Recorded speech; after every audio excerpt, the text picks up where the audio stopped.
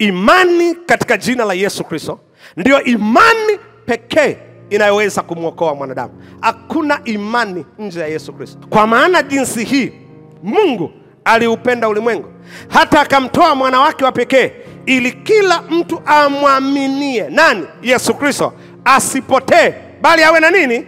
Awe na uzima wa milele. Hakuna mwanadamu atakayeweza kupata uzima wa milele isipokuwa yule anayemwamini Yesu Kristo. As long as you don't believe, maadamu humwamini Yesu kama Bwana na Mwokozi wa maisha yako, wewe umeisha hukumiwa. Anayemwamini Yesu hahukumiwi.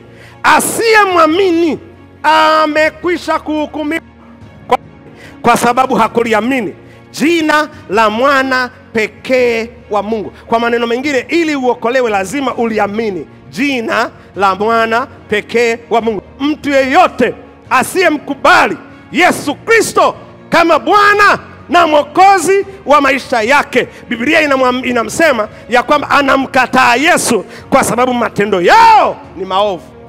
Hakuna mwanadamu mwingine yote anayeweza kukuokoa.